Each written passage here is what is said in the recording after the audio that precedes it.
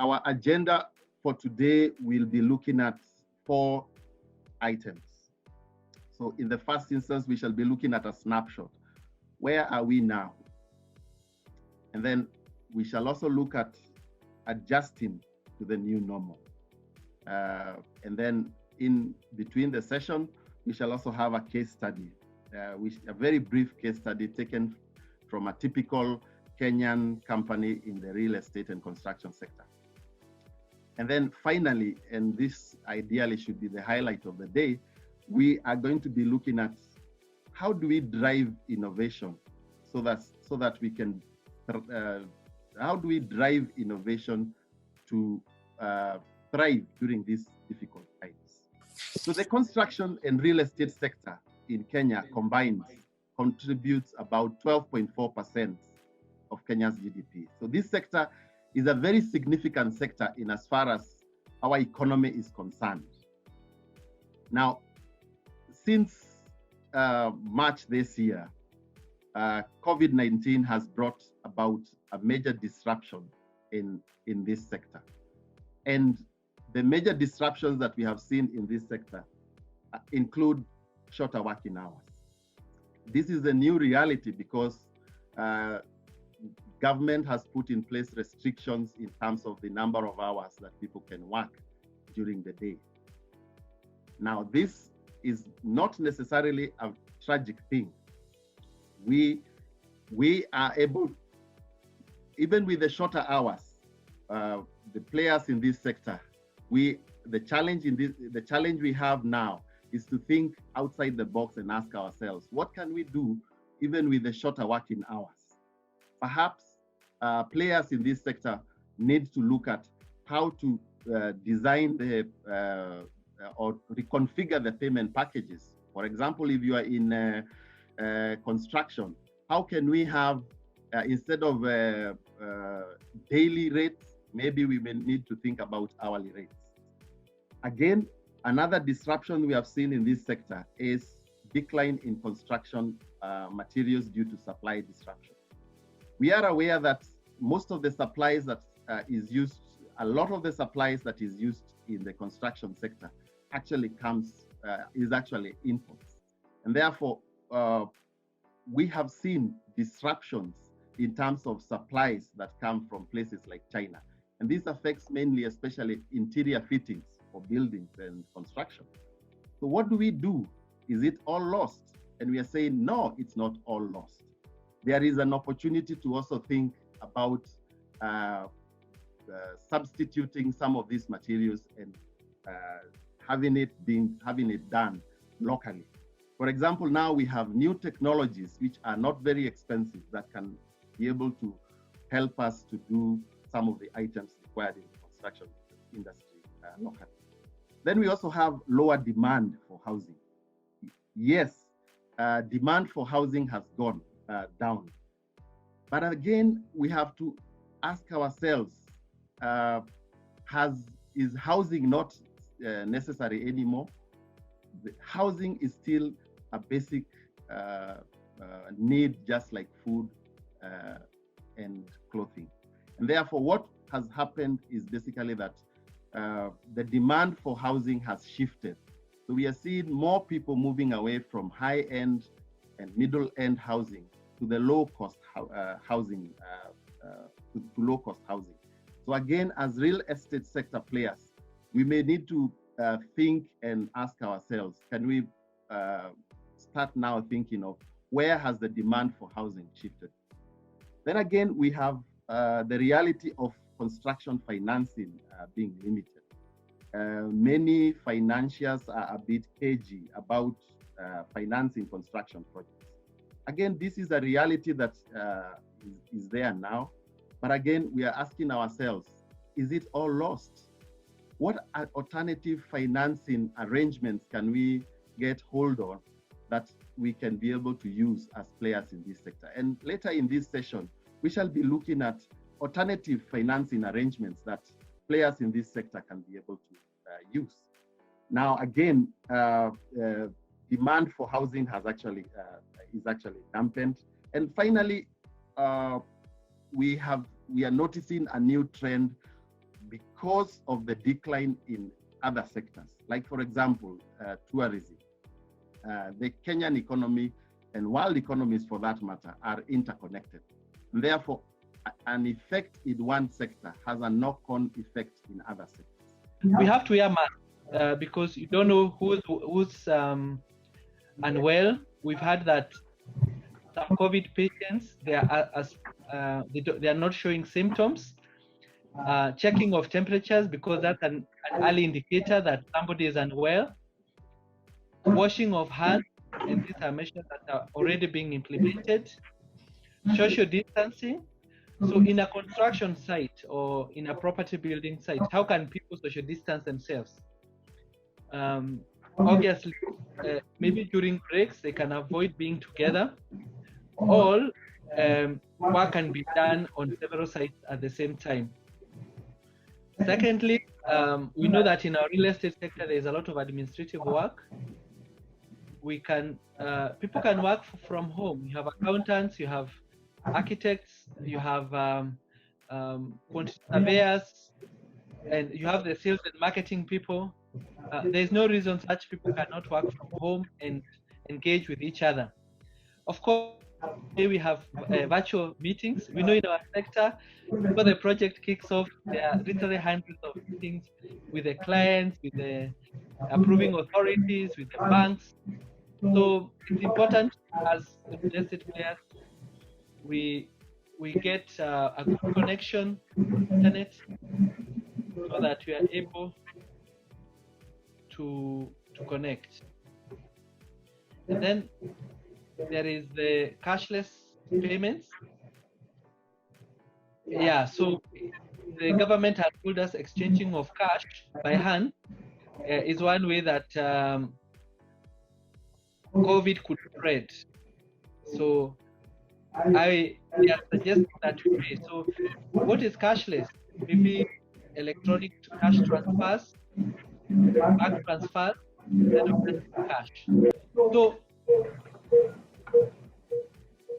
the lessons we can learn from all that is that COVID may not go away soon, and even if it goes away, we need to realize that there may be challenges like of viral diseases that will come once in a while. In fact, the World Health Organization has said we could be experiencing such phenomenon every 10 to 15 years. So, but we have to get back to a normal life. Yeah, so we have to adjust to the new normal. We don't become incapacitated. So let's assume that you have ice in one state. You can change it to another state like water, then put it right back to a refrigerator.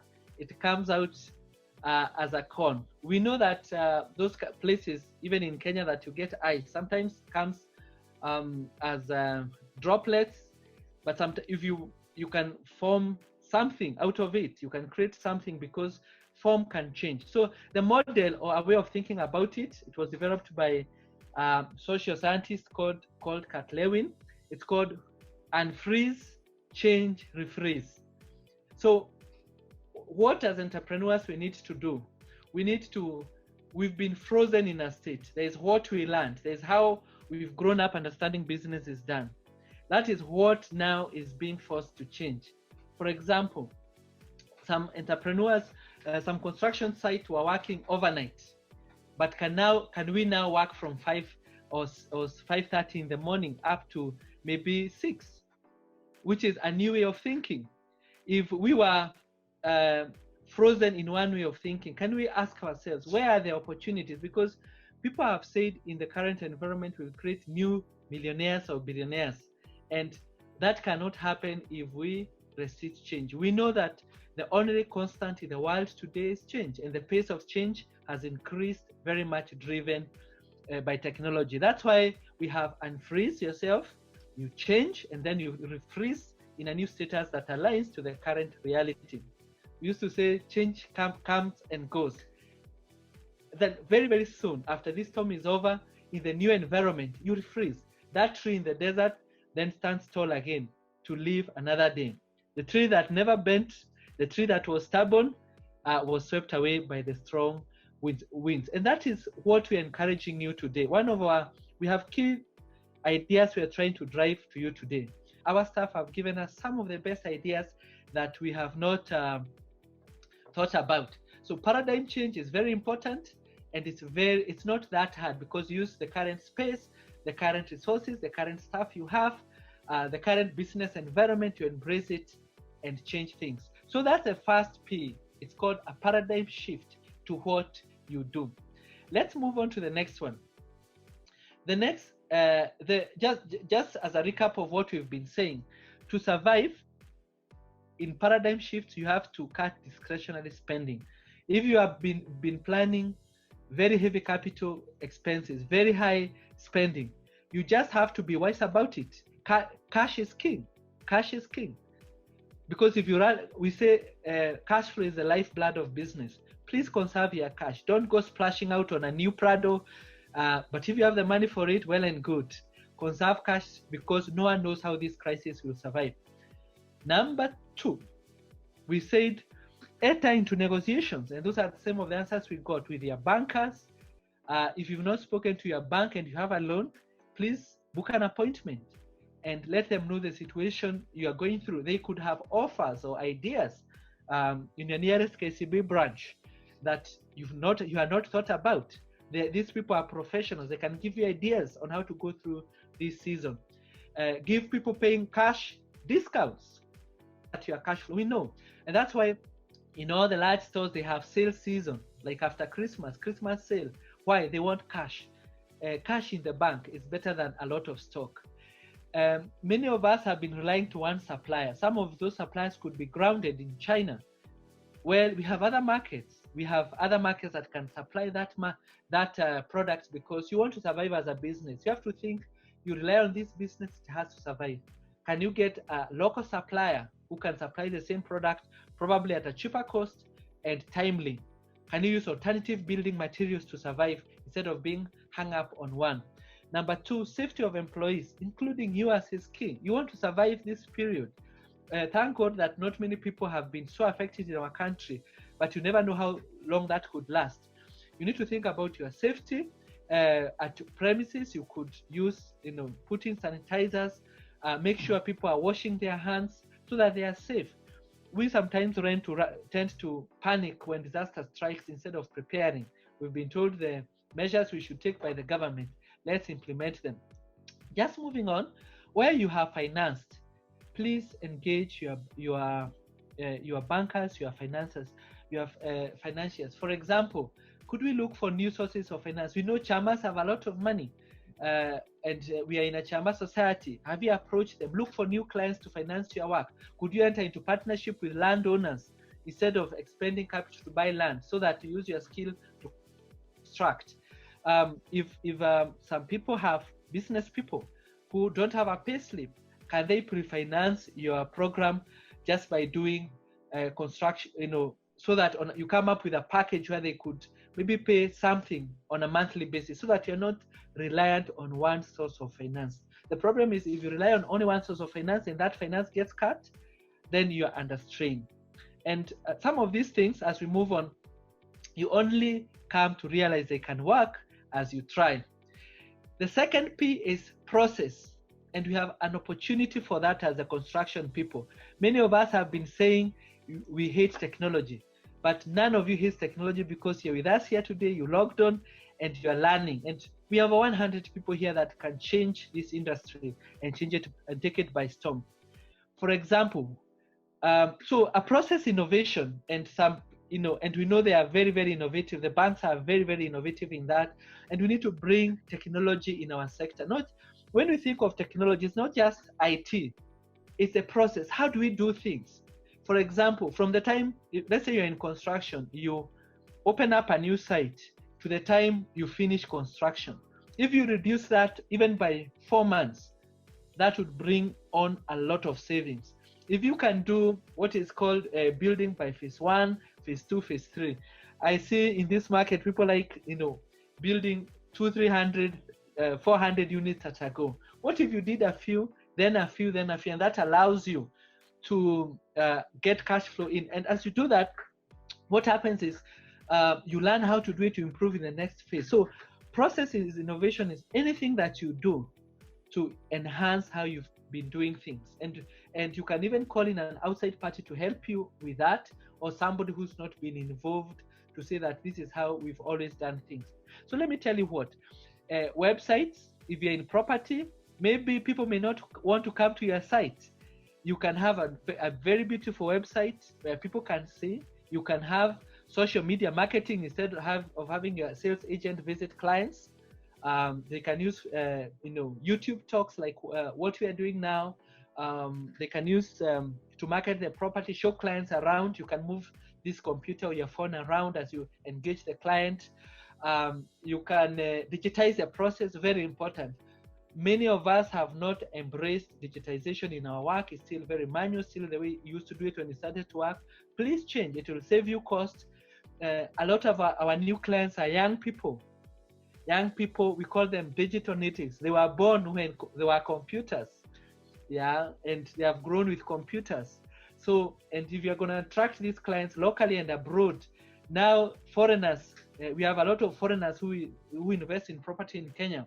They can't come, the airports are locked. But if you show them a property, they like it, then they can begin to engage with you. There's something called augmented virtual realities. These are videos, someone moving around showing you how your property is. And then building, the way we do our construction models or prototypes, we can do them online at the moment. So processes innovation is look at your company. How do you obtain money? Make it efficient. How do you plan for your construction? Make it efficient. How do you manage your staff?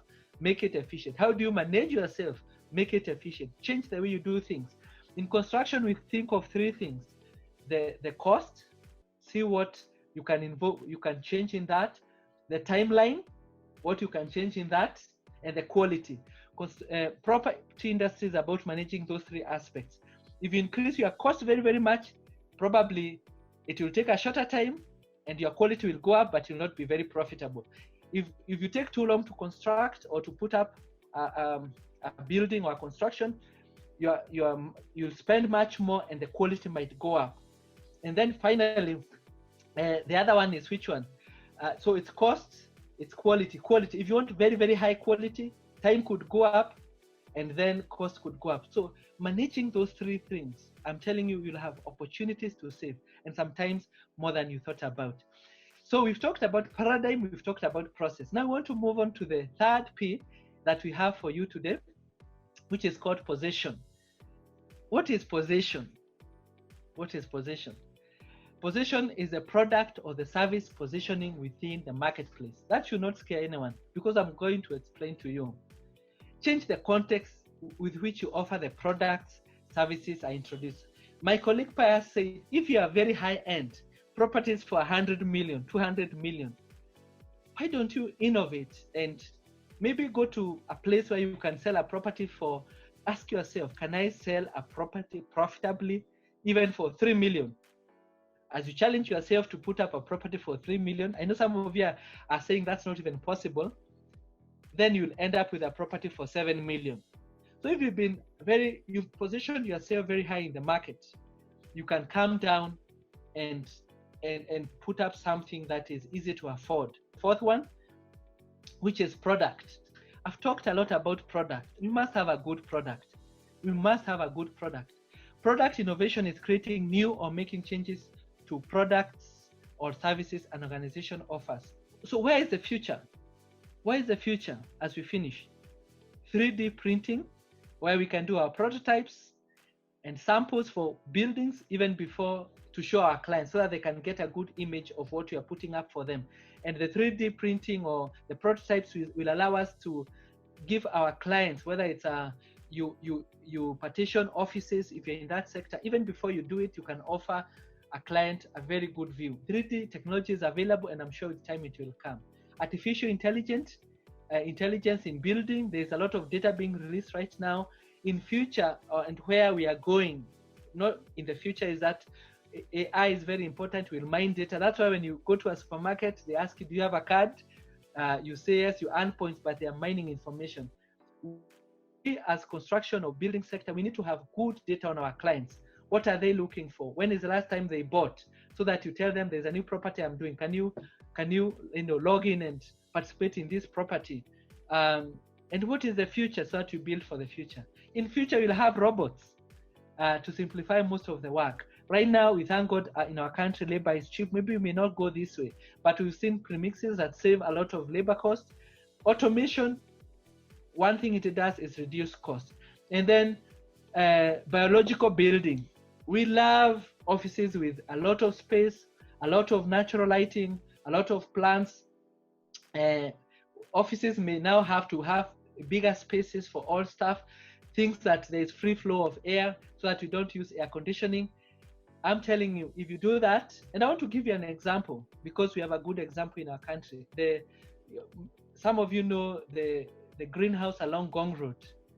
Very, very beautiful building. Even the Kencom, there's a middle part which allows for a lot of air circulation. I just like when I visit that place. So the Kencom building where KCB headquarters is housed. So I want to tell you, there's a lot of opportunity to innovate. There's a lot of opportunity to think out of the box.